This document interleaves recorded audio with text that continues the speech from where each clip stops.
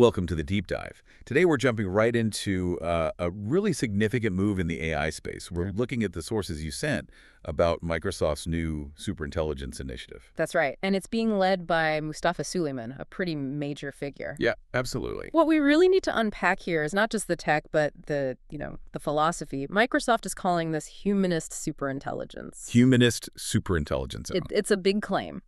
So our mission is to figure out what that actually means in practice, who's involved, and maybe most importantly, is this framing just good PR or a real shift in how they plan to build this powerful AI, especially given how competitive things are. That tension feels key, doesn't it? Because Suleyman, he's already Microsoft's AI chief, handles Copilot, Bing. Right. So creating this new MAI superintelligence team, that feels like a very deliberate, very big bet. Oh, absolutely deliberate. And what strikes me immediately from the sources is the language around control, practical application. Not just raw power. Exactly. Suleyman says they're building practical technology explicitly designed only to serve humanity. That's a direct quote. It sort of sidesteps the whole scary, undefined, runaway AI idea.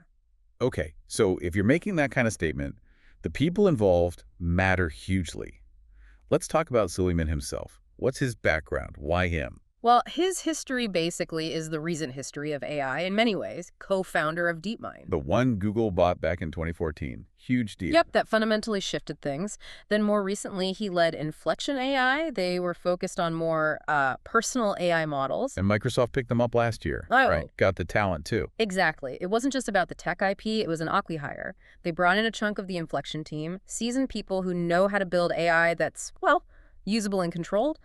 They're kind of the seed for this new MAI team. And it's not just the Inflection folks, is it? The sources say they're mixing them with Microsoft's own internal experts. Right, blending internal and external talent. And crucially, they appointed Karen Simonian as chief scientist. That's a big name hire. Signals serious research ambitions. Definitely. It shows they're not just bolting things together, they're aiming for foundational work. And you have to see this in context, right? The AI race. The AI race, exactly. Look at Meta. They launched their own Meta Superintelligence Labs. Your sources talk about the money flying around. Yeah, billions being spent. And those signing bonuses, up to $100 million for top researchers. Insane, isn't it? So Microsoft setting up this MAI team, bringing in Simonian, it's a signal. A very expensive signal that they intend to compete at the absolute highest level. Which brings us back to that humanist label. If they're spending like that, they need more than just a technical goal, maybe a mission.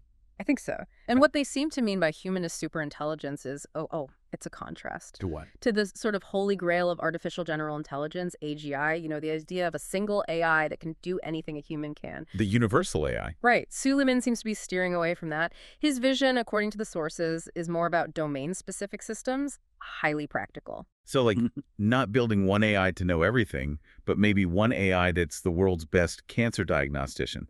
Another for material science. Exactly. Think specialized tools, not a generalist machine. But hang on, if it's domain-specific, how does that qualify as superintelligence? Yeah. Isn't that lowering the bar a bit? That's the nuance, I think. Suleyman argues you can achieve superhuman performance better than any human expert within a narrow field. Okay. And crucially, you can do that, he believes, without creating the kind of existential risks people worry about with AGI.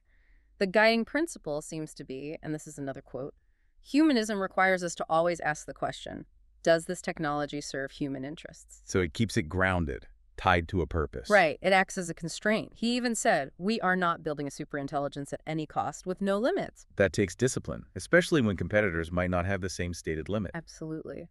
But look at the examples of where this specialized approach works. Your sources mention things like finding new molecules faster or optimizing batteries. And DeepMind's AlphaFold, right? Solving protein folding. That was huge. Exactly. A massive biological problem cracked by specialized AI. Specific, high-impact, life-changing stuff. That seems to be the model. Okay, but this raises the big strategic question. Microsoft already has this incredibly deep partnership with OpenAI. Yeah, the elephant in the room. Why build their own internal superintelligence team when they have that? Diversification, basically. Relying entirely on one external partner, even one as capable as OpenAI, is just risky in a field moving this fast. It's a massive relationship, though. Microsoft provides Azure Compute, uses their models in Bing Copilot, Oh, it's fundamental to their current AI products. and the value of Microsoft's stake in OpenAI. I Yeah. saw an estimate after a recent restructuring of around $135 billion. Wow. Yeah, $135 billion. That's staggering. More than the entire market cap of many major companies. Exactly. So investing that much and still building your own internal powerhouse. It shows just how critical controlling their own AI destiny is to Microsoft. They're hedging. Even with that massive OpenAI commitment, the sources confirm they started testing models from rivals like Google and Anthropic after the inflection deal. So not just relying on OpenAI's next model. Nope. They're building internal muscle and exploring alternatives. It's about ensuring they're ready for whatever comes next, whether it originates with OpenAI or somewhere else entirely, maybe even inside Microsoft itself. Feels like they're taking the reins more firmly. So if this humanist, purpose-driven AI is the plan, where will we see it first? What are the target applications? Suleyman mentioned three big ones: education, renewable energy, and medicine. Okay, all areas with clear potential human benefit. Fits the narrative. Definitely. And the sources really seem to focus on medicine as the most immediate proving ground. What's the vision there? It's pretty ambitious. Suleyman talks about AI going beyond just analyzing data, but actually reasoning through complex medical diagnostics, potentially spotting diseases way before human doctors see symptoms. That would be revolutionary. Absolutely. And the timeline he suggests is, well, it's aggressive. How aggressive? 10 years. 20. 2 to 3 years. Seriously. For expert-level diagnostic AI. That's the prediction cited.